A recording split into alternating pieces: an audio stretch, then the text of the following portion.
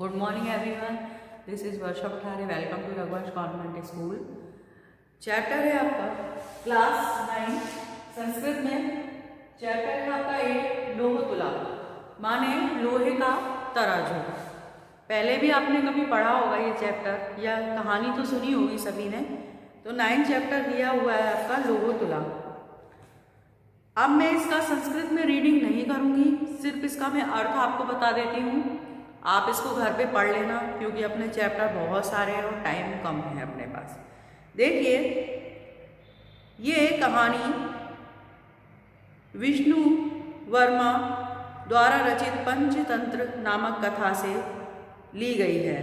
ठीक है, संपादित की गई मतलब ली गई है। इस कथा में जीर्णधन नाम का एक वणिक है जो विदेश जाता है, और विदेश जाते समय एक लोहे की एक सोने की जो तुला रहती है, खानदानी तुला मतलब तोलने की रहती है, वो किसको दे के जाता है? एक धनिक को अमानत के रूप में दे जाता है कि आप जब तक मैं यहाँ नहीं आऊँगा लेने, तब तक आप इसको संभाल कर रखिएगा। जब वो लौट कर आता है तो धनिक कहता है तू मूषके, मतलब उसको क्या हुआ? चूहे खा गए। सवर्णिक धनिक पुत्र स्नानार्थ नदी। अब फिर क्या होता है, वो अपने जो धनिक था वो तुला देने से मना कर देता है, बोलता है चूहे खा गए उसको। फिर इसके बाद क्या करता है, वो जो व्यापारी था जो तुला रख के गया था, वो बोलता है कि मैं स्नान करने के लिए जा रहा हूँ नदी पर, आप अपने पुत्र को मेरे साथ स्नान के लिए भेज दीजिए।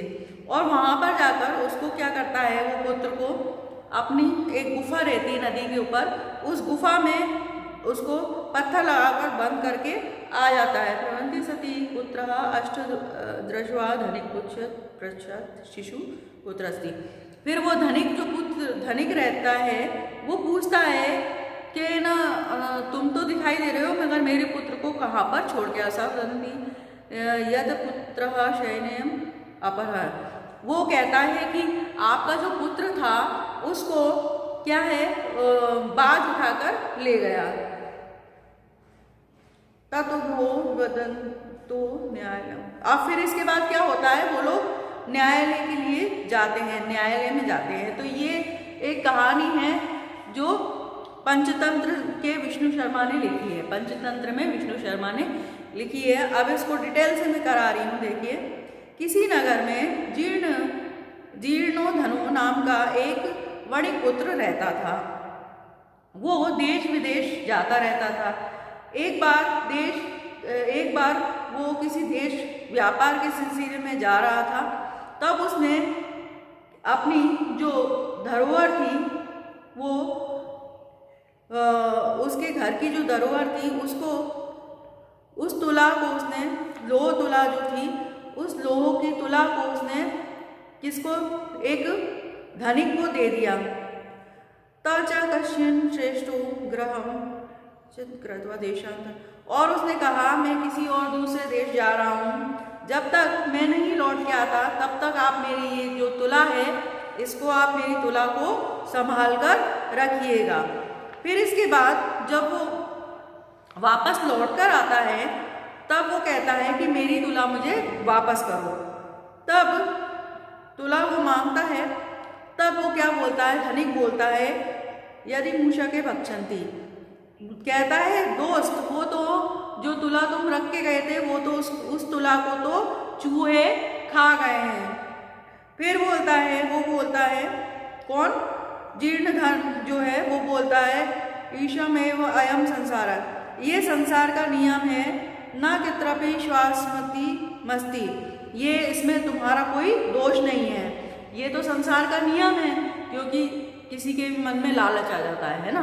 तो इसीलिए वो कहता है ये तो संसार का नियम है, इसमें तुम्हारा कोई दोष नहीं है। परम नदा स्नानम कर्मिष्यामि। मैं क्या है, फिर वो बोलता है मैं स्नान के लिए जाना चाहता हूँ। तदेव आत्मनि एव शिशु।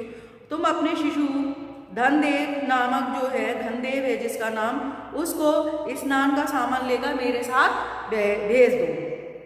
सश्रेष्ठम पुत्र स्वपुत्रम अवदत्। वो अपने पुत्र को बोलता है, वत्स पितृोऽयं, ये तुम्हारे चाचा जी हैं, स्नानार्थ यस्ति तद अनेन संकम गच्छा इति, ये तुम्हारे चाचा जी हैं, तुम इनके साथ स्नान के लिए चले जाओ। अतो सो श्रेष्ठ पुत्र घनक।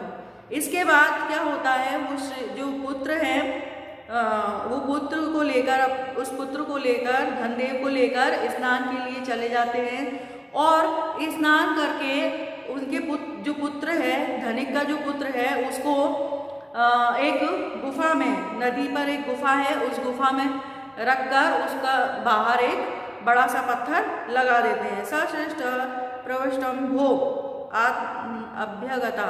इसके बाद वो वापस आते हैं और धनिक उनको देखता है कि ये तो वापस आ गए।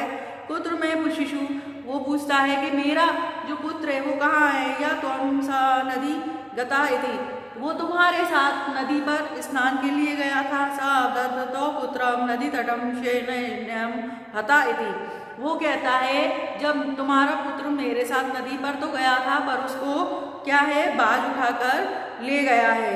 श्रेष्ठम अवदत, ये तुम ठीक नहीं कह रहे हो, सत्य नहीं कह रहे हो। मिथ्य वदंती, तुम ये झूठ बोल रहे हो। की गच्छन्ति शयनम बालम हर्षु शाक्नोवती, क्या कभी ऐसा होता है कि बाज किसी बालक को उठाकर ले जाए। तम सर्वम में सुतम अन्यथा राज की कुले निवेदिष्यामि, मैं इस बात ये तुम झूठ बोल रहे हो और इसके लिए मैं तुमको न्यायालय राजकुल में भी ले जा सकता हूँ। सो कथ्यतम सो सत्यवादिनम, तुम बहुत सत्यवादी हो। फिर वो क्या बोलता है, तुम बहुत सत्यवादी। यथा शयने बलम बालम न नयति, अगर बालक को नहीं ले जा सकता, उसका अपहरण नहीं कर सकता। तथा मूषकम अभी लो घटितम तुला न भक्ष्यन्ति, तो अगर बालक को बाज नहीं ले जा सकता तो लोहे की जो तराजू है उसको चूहा मूषक नहीं खा सकता। तथा तम में तुलाम, तुम मेरी तुला है उसको वापस दे दो। यदि दार के अणम प्रयोजनम इति, और फिर मैं तुम्हारा जो बालक है मैं तो उसको लौटा दूंगा।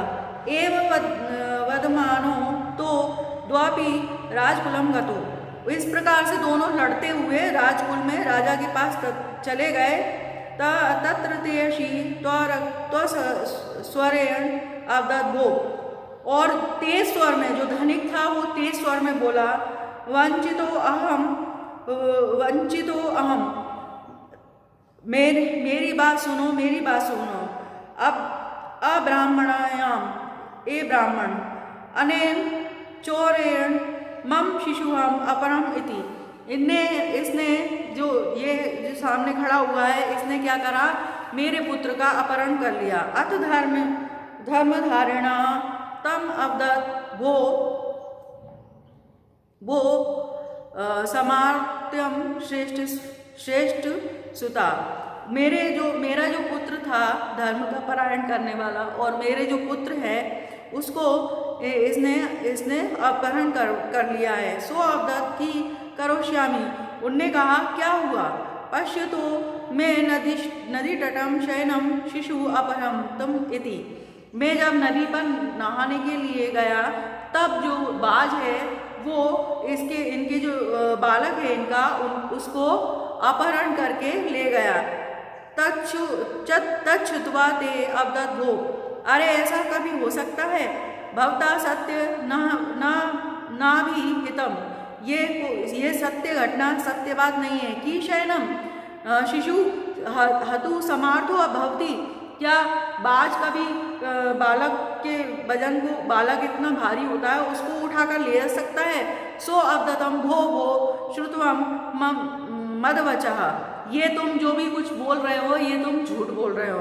तुला लो सहस्त्रस्य यत्र खादन्ति मूषका, क्या कभी तुला को, तराजू को कोई चूहा खा सकता है।